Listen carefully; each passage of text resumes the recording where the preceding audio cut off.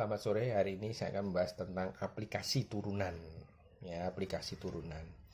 Nah, jadi turunan suatu fungsi bisa untuk mengerjakan beberapa model soal. Contoh seperti nomor 1. Kita ditanyakan gradien dan persamaan garis singgung suatu fungsi Y sama dengan 2x min akar X di titik 4,6. Nah, ditanyakan gradiennya berapa dan persamaan garis singgungnya berapa. Langkah pertama adalah kita cari turunan pertama dari fungsi Y ini tadi. Karena turunan pertama dari suatu fungsi itu adalah sama dengan persamaan gradiennya. Ya, kita cari persamaan gradiennya dengan cara menurunkan fungsi ini. 2x min akar X. 2x kita turunkan jadi 2. Sudah tahu ya cara penurunan. Akar X itu adalah X pangkat setengah. Jadi kalau kita turunkan menjadi setengah dikali X pangkat min setengah. Sehingga ketemulah persamaan gradiennya adalah 2 min setengah dikali 1 per akar X. Jadi X pangkat min setengah ini kan sama dengan 1 per akar X. Ya, X pangkat min setengah itu 1 per X pangkat setengah. Nah, X pangkat setengah itu adalah akar X, begitu ya. Di titik 4,6. Nah, titik 4,6 ini adalah X, Y-nya, X1, Y1-nya. Maka untuk mencari nilai gradiennya, kita substitusikan saja nilai X-nya ini, X1 ke dalam fungsi gradiennya ini ya. Jadi nilai 4 ini kita masukkan ke sini. Nah ya, kita masukkan menjadi 2 min setengah dikali 1 per akar 4. Akar 4 adalah 2.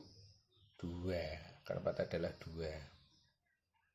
Jadi gradiennya adalah 2 min setengah kali setengah. 2 min seperempat. 2 min seperempat.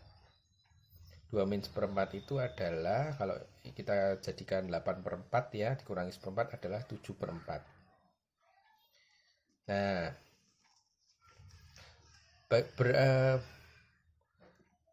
bagaimana dengan persamaan garis singgungnya? Nah, persamaan garis singgungnya seperti waktu kita SMP ya. Persamaan garis singgung jika diketahui gradien dan titiknya adalah, satu titik adalah Y min Y1 sama dengan MX min X1. Y min Y1 nya ini tadi, titiknya tadi ini X1, Y1 ya, masuk sini. Y1 nya 6 sama dengan 7 per 4 dikali X min X1 nya 4. Ketemulah Y, ini kita kali itu ya, pelangi ya. 7 per 4X min 7 plus 6 nya pindah ruas ke kanan jadi plus 6. Karena bentuknya masih per begini, kita sederhanakan kali 4 semua, sehingga ruas kiri jadi 4Y, ini jadi 7X, ini min 7 plus 6 adalah min 1 dikali 4 adalah min 4. Kadang-kadang dipilkan tidak seperti ini, nanti dirapikan lagi. Kalau memang dipilkan bentuknya ada yang seperti ini, tinggal dipindah ruas lagi ya. 7X min 4 pindah ke sini, jadi 4Y min 7X plus 4 sama dengan 0. Nah, itu cara mencari persamaan garis singgung dan gradien suatu fungsi dengan menggunakan aplikasi turunan.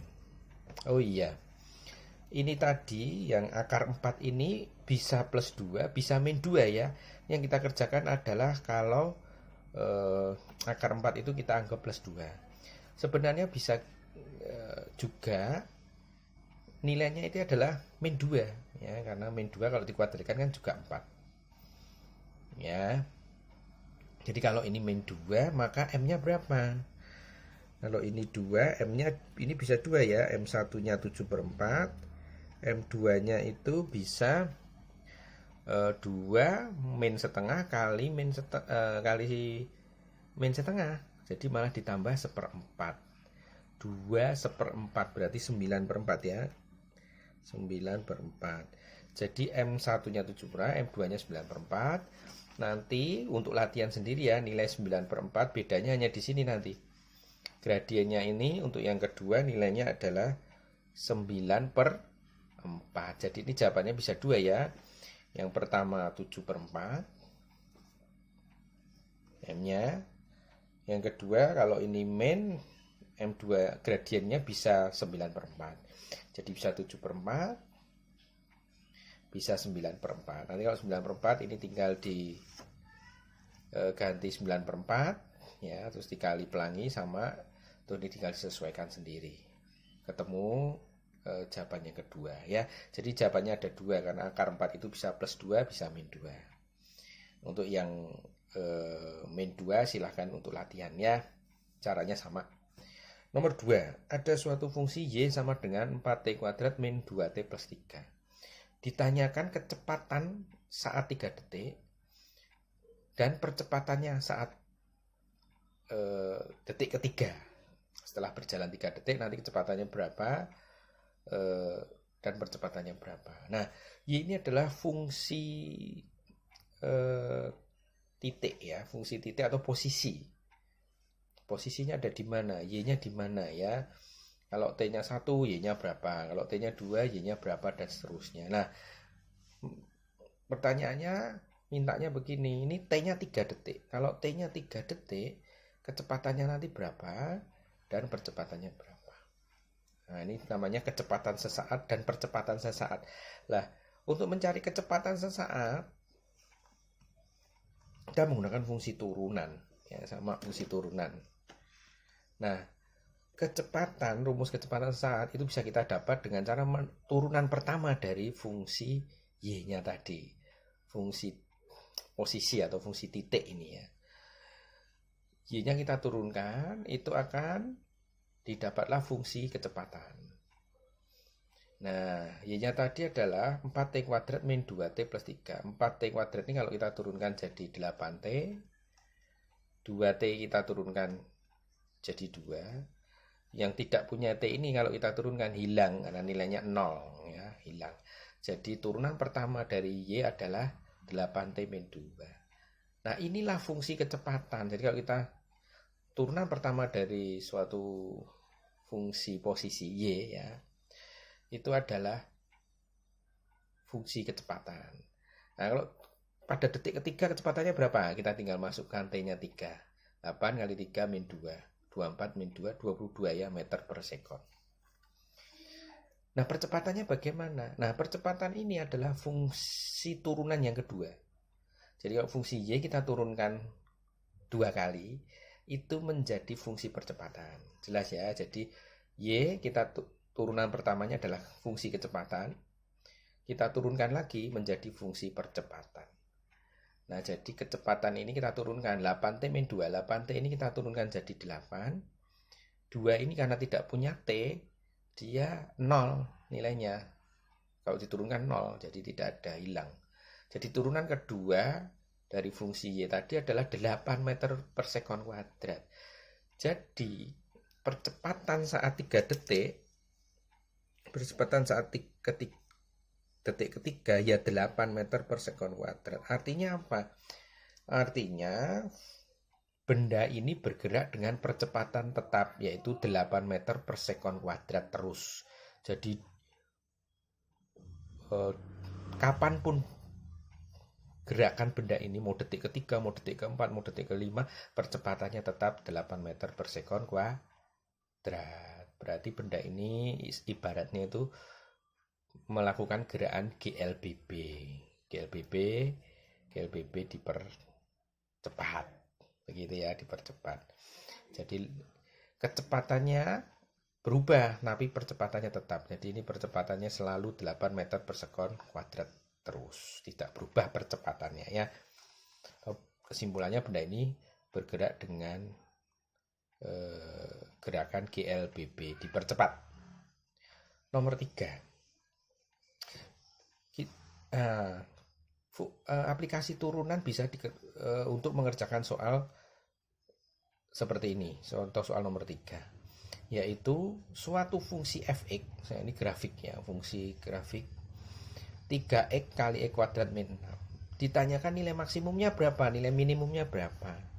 Sama, untuk mencari nilai maksimum dan minimum kita menggunakan turunan pertama dari fungsi itu. Jadi fungsi yang ini saya pelangi ya, 3 min 18x.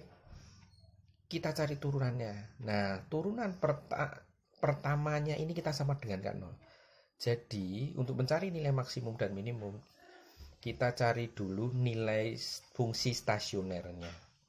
Nah, supaya suatu fungsi itu stasioner, maka turunan pertamanya disama dengan kan 0.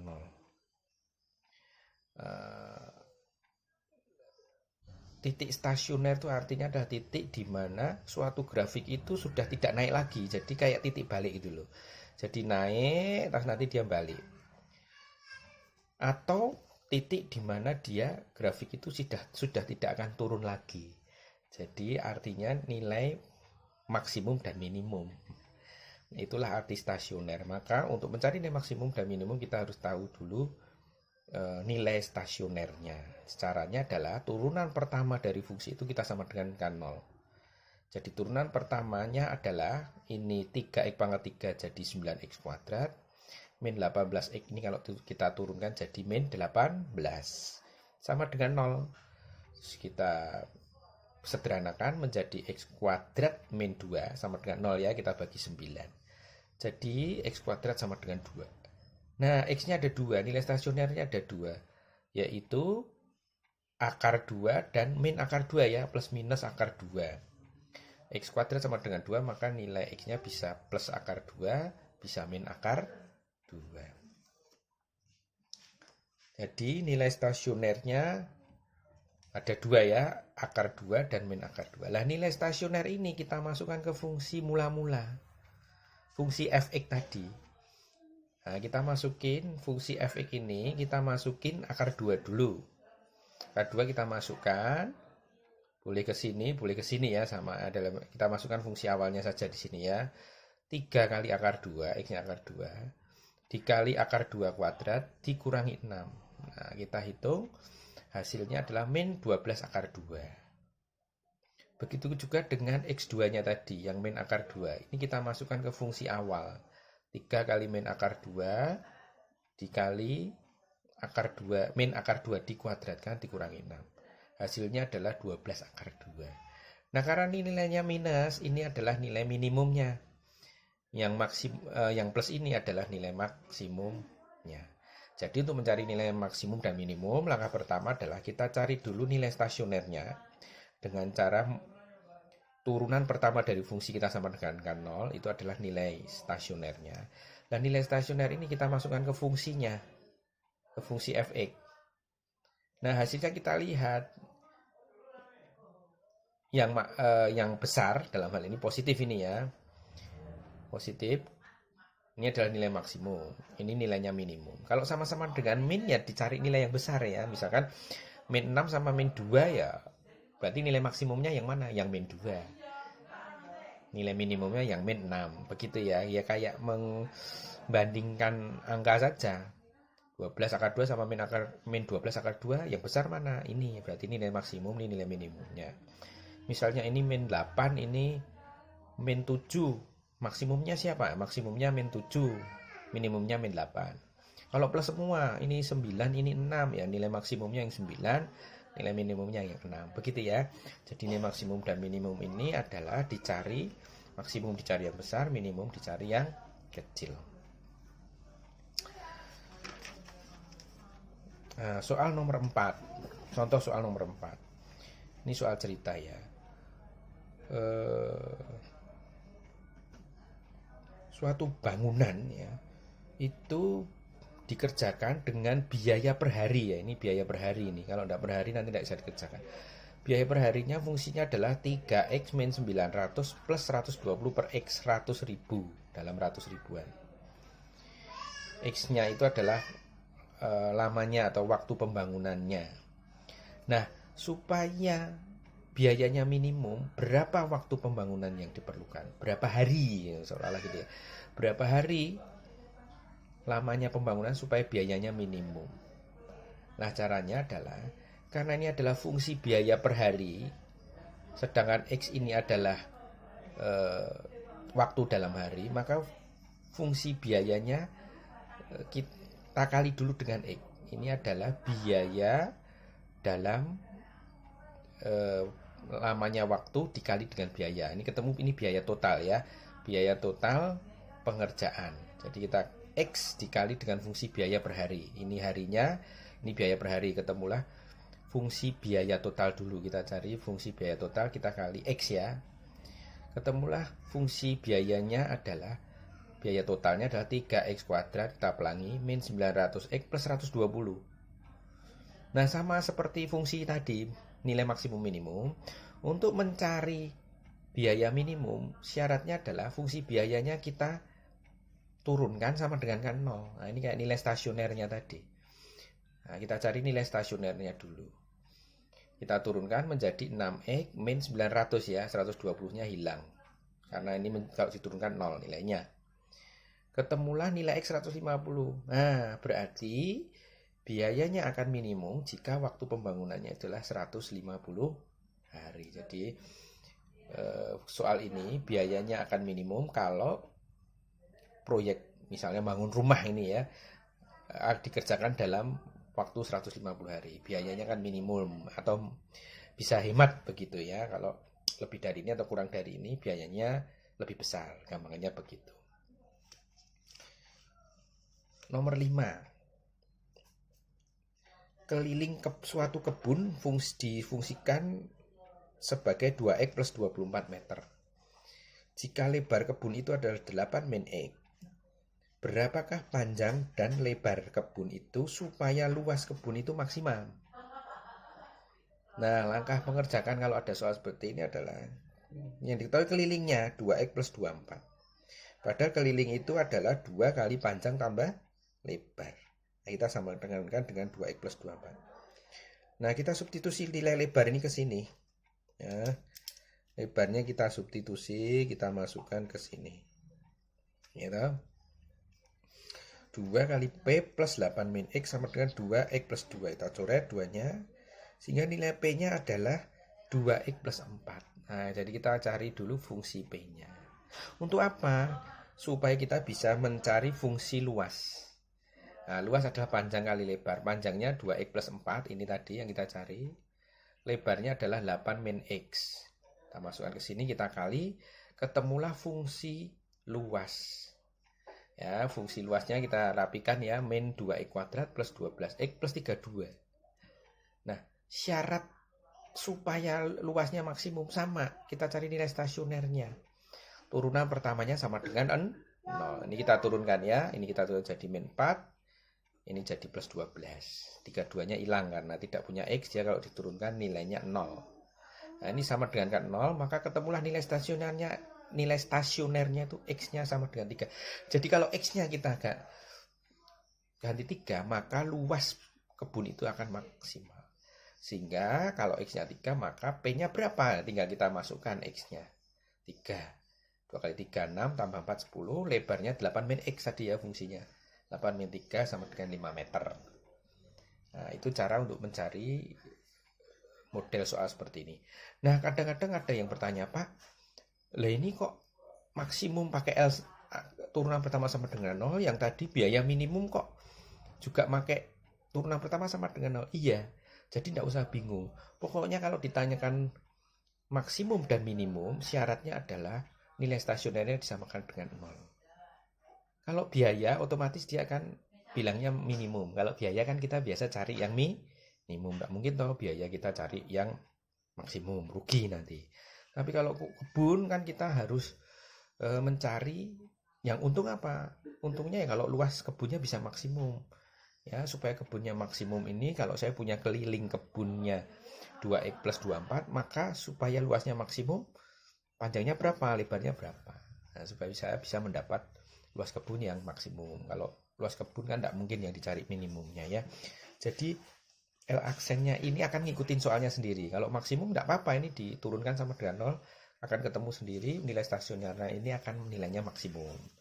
Kalau pertanyaannya minimum tidak apa-apa, ini turunkan saja sama dengan 0. Nanti nilai stasionernya ini akan menghasilkan fungsi yang minimum. Begitu ya. Begitu pembahasan kali ini tentang aplikasi turunan. Selamat sore dan terima kasih.